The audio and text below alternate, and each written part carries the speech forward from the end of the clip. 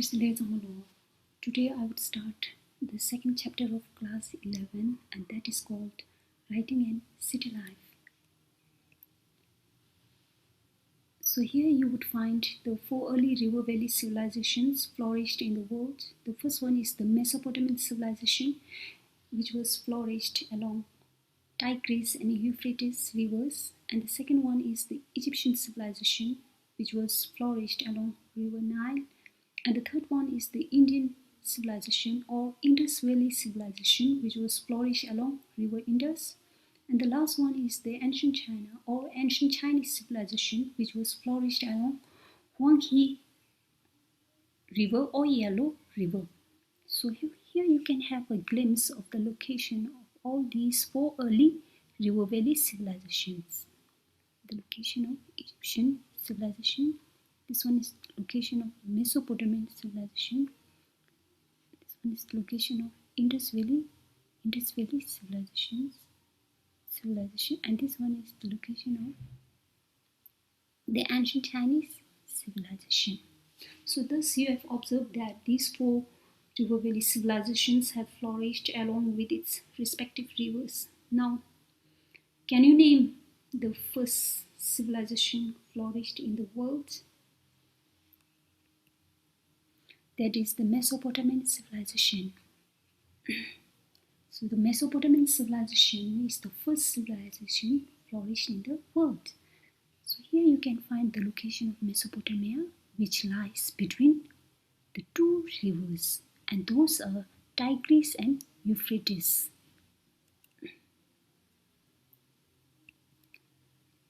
And here you can also find the location of Mesopotamia in the Middle East. And may I know the meaning of civilization? What does the word civilization mean? So the word civilization means the process by which a society or place reaches an advanced stage of development in terms of social, political, economic, or cultural spheres. So the first writing and city life in the world emerged in Mesopotamia. So these 2 are essential features of the Mesopotamian civilization. And the name Mesopotamia has been derived from the 2 Greek words, Mesos, which means the middle, whereas the Potamos means river. So as a whole, it means that the land which is situated between 2 rivers, and those are Tigris and Euphrates.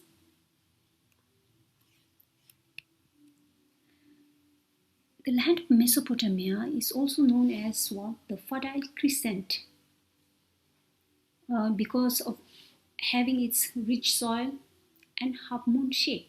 So the Fertile Crescent was divided into 2 parts. The eastern portion, which consists of Tigris and Euphrates river valleys, called Mesopotamia, and the second portion is the western or Mediterranean portion. So likewise, it is also known as the cradle of civilization, as Mesopotamia is the first place where such a complex urban centers developed.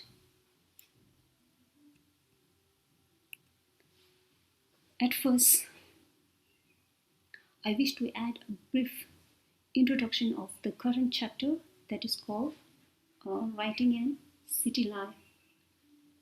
So Mesopotamia is now part of the modern Republic of Iraq, and it is the region where the first evidence of writing and city life other than agriculture was found. So here the first human civilizations had taken the earliest steps from the hunter-gatherer societies into a settled community. So Mesopotamia was earlier known as Sumer and Akkad. After 2000 BCE, when Babylon became an important city, the term Babylonia was particularly used for the southern region of Mesopotamia. Then from about 11,000 BCE, when the Assyrians established their region in the north, the region was called as Assyria. So over the course of 5,000 years, this ancient land gave rise to several other remarkable civilizations, namely the Sumerian, the Akkadian, the Babylonian, and the Assyrian. And these different names begin to link with the same Mesopotamian civilization as the Sumerian civilization. The oldest civilization in ancient Mesopotamia was ancient Sumer, flourished in the 4th millennium BCE. And so as the first known language of Mesopotamia was Sumerian, thus it is known as Sumerian civilization. And the next one is the Akkadian civilization, around 2400 BCE, when the Akkadian speakers arrived and established their rule in southern part of Mesopotamia by controlling Sumer and Levant. It was called as Akkadian civilization. And the Mesopotamian civilization is also known as Babylonian civilization. After 2000 BCE, when Babylon became an important city of this civilization, thus it has started to call as Babylonian civilization. And Assyrian civilization. So from about 11,000 BCE, when Assyrian speakers arrived and established their rule in southern part of Mesopotamia, it is also called as Assyrian civilization. And the Mesopotamian civilization is also called as Bronze Age civilization, as it is characterized by the use of weapons and implements made of cast bronze by Mesopotamians. So when we talk about the writing, the process of using symbols, letters of alphabet, punctuation, or spaces, in order to communicate our thoughts and ideas, particularly in a readable manner, that is called writing. For example, we usually write using a pen or pencil on a piece of paper or whiteboard. So it is one of the four language skills, and these are reading, writing, speaking, and listening.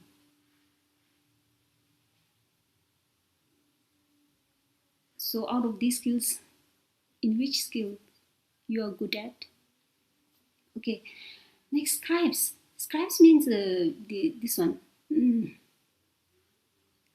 Scribes are people who are particularly trained to write cuneiform, and they are employed to make written copies. They usually use the stylus. Stylus means a writing material of a small rod with a pointed end in order to make wedge-shaped marks in the clay. So this type of writing is called cuneiform, which means wedge-shaped. Cuneiform means wedge-shaped. So regarding the literature, as majority of the tablets discovered have been government and financial records, some of the writings are literature, which includes the tales of Mesopotamian heroes, poetries, and songs. So the writing system and literature began to spread far and wide to different parts of the world, in such that after 2000 BCE, all the kingdoms began writing from one to another in the language and script of Mesopotamia. And next, when we talk about the city life means what? City life means the life of urban people, or the way of life of city dwellers.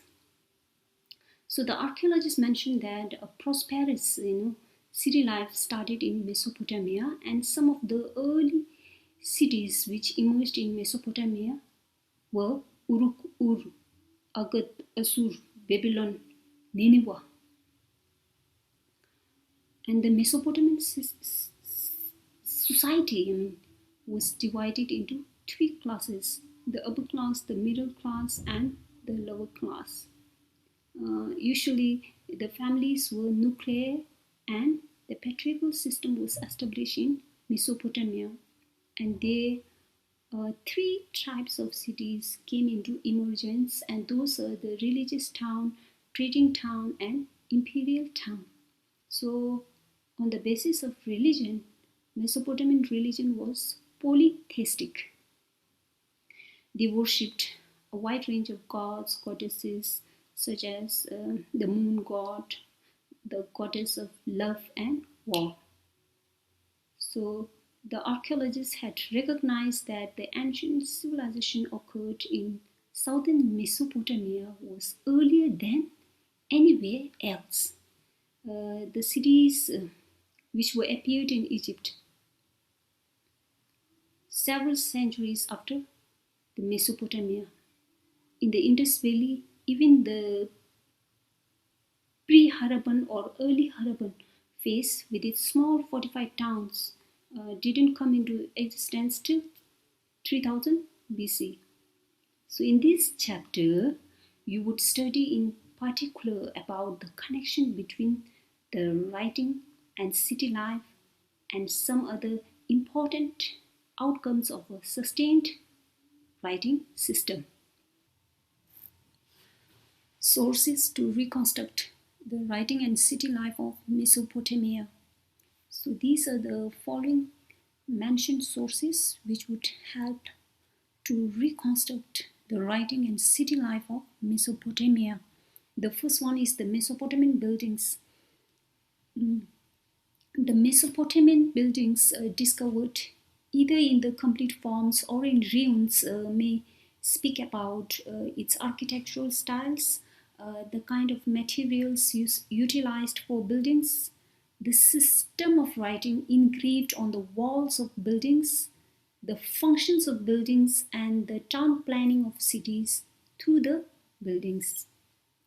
Next one is the ornaments. The ornaments once worn and left behind by Mesopotamian man and woman describe a lot about their routine, artistic styles, economic status, and usage of wide range of raw materials for producing them. The next one is the statues. The statues of the Mesopotamian kings, important figures, gods, goddesses, throw light on the past history of Mesopotamians. Graves. So, historians or archaeologists aware about the existence of various graves in Mesopotamia. So, graves throw light on the socio-economic differences among the Mesopotamians. And tools. Tools may be domestic tools, industrial tools, or agricultural tools, which may describe about its respective raw materials and functions. And next is about the written documents. So the written documents particularly available from the cities of Ur, Uruk, and Mari throw light on the past history of Mesopotamians. Clay tablets. So clay tablets are particularly a flat surface made up of clay. The symbols are pressed into the soft clay with the help of a stylus. Stylus is a kind of a writing material. Human skulls. So human skulls of Mesopotamian man or woman either discovered in graves or pits throw light for archaeologists or historians to know about the past history of Mesopotamians. And the last point is dealt with the seals. Seals means devices such as carved stone, clay or soft metal for making an impression in clay, wax, or on paper, and it is particularly used for what? Treating and stamping purpose. So these are the sources which would help us to restudy the writing and city life of Mesopotamia. Geography of Mesopotamia. So what is geography? At present, I live at a region called dash dash dash that has undulating hills covered with wild trees, flowers, and fruits such as pomegranate in particular. Likewise, I'm sure you are aware about the geographical features of your own region. You must have known it, right? So, geography of Mesopotamia. So, Iraq is a land of different environments, particularly in the northeast.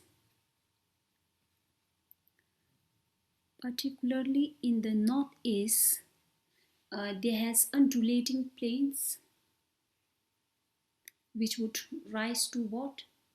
Tree-covered mountain ranges with clear streams and wild flowers. And it has sufficient amount of rainfall to grow crops. Fish was also available in rivers, and date palms provided food in summer. So here the agriculture started between 7000 BCE and 6000 BCE. So Mesopotamian sheep and goats were grazed on the northeastern plains,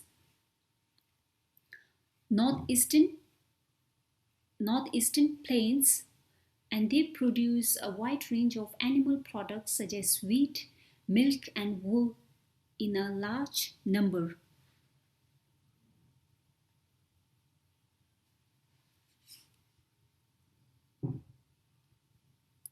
And this one is the location of the northern Mesopotamia.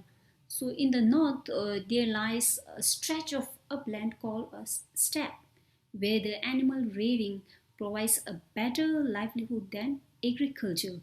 So Mesopotamian sheep and goats were grazed on the steppe, and they also produce a wide range of food products such as meat, milk, and wool in abundance. So after the fall of winter rains, sheep and goats began to feed on the grasses and low shrubs that grow there.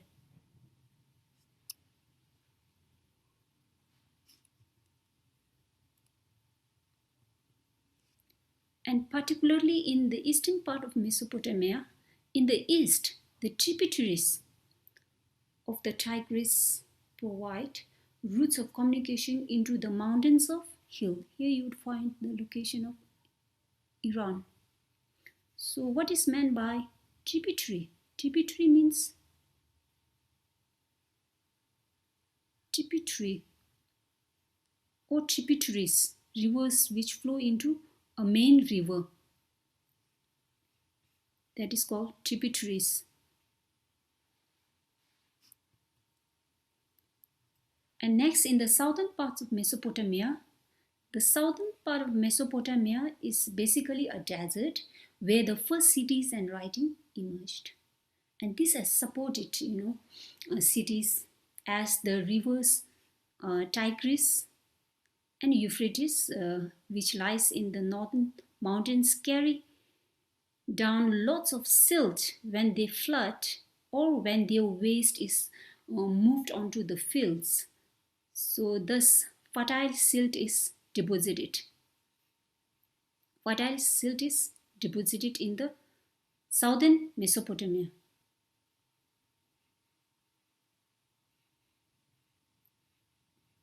So when the Euphrates enters the desert, its water moves into small channels. These channels, flooded their banks and functioned as irrigation canals, such as now water could thus release to the fields of wheat, barley, peas, lentils whenever required. So agriculture of southern Mesopotamia was the most productive. Even the region lacked sufficient amount of rainfall to grow crops. And here the first cultivation of date palms in southern Mesopotamia dates to the 5th millennium BC. Archaeology. At first, you must know the meaning of archaeology.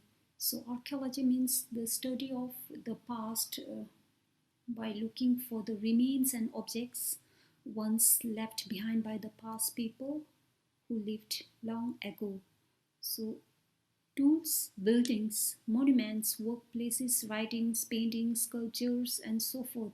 So these are the examples of archaeology. Archaeology also means the study of human activity through the recovery and analysis of the material culture. Analysis means detailed examination of the material culture. And the topic is archaeology in Mesopotamia. So the archaeology in Mesopotamia started in 1840s. Particularly in important cities like Uru and Mari, the excavation was continued for decades. So the study of Mesopotamia was particularly important to Europeans because of references to it in the Old Testament, which is the first part of the Bible, which records the history of the Jewish people before the birth of Jesus. For example, the book of Genesis. Genesis means origin of the Old Testament refers to Shimmer, meaning Sumer, which is also called as a land of brick-built cities. Apart from that, to Christians, everywhere, the Bible is their most sacred scriptures. It consists of two parts, the Old Testament and the New Testament. So both consist of a collection of books with stories meant to provide meaningful lesson and to convey God's message. So some of these stories reflect direct references to Mesopotamia. The book of Genesis said that Abraham was originally from Ur, a major city which lies in southern part of Mesopotamia. So Abraham was the founder of Judaism.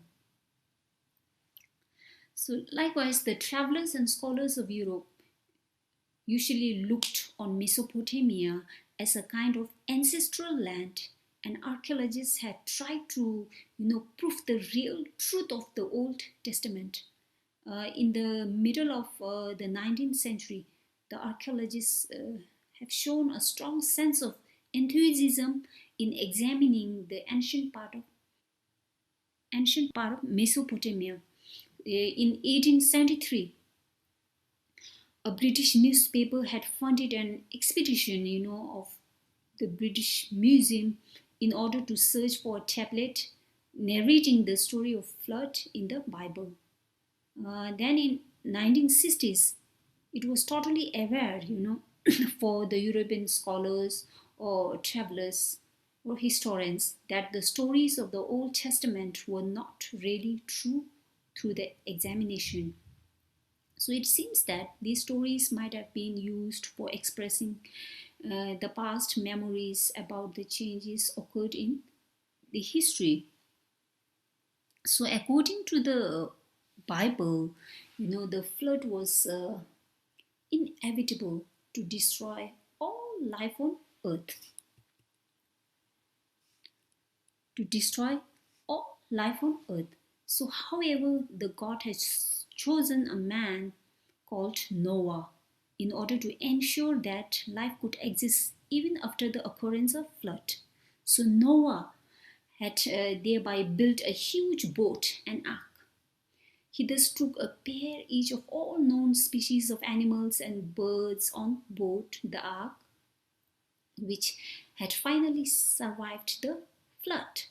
So there is a strikingly similar story in the Mesopotamian tradition where the principal character is played by Jai Sutra or Utna Pishtim. So many societies have its own myths. Myths means traditional, stories about the occurrence of floods or the destructions brought about by the floods. So these are often used, as the ways of preserving or expressing memories about the changes occurred in history. So you can also find out some more, interesting stories as to how life before or after the flood is expressed.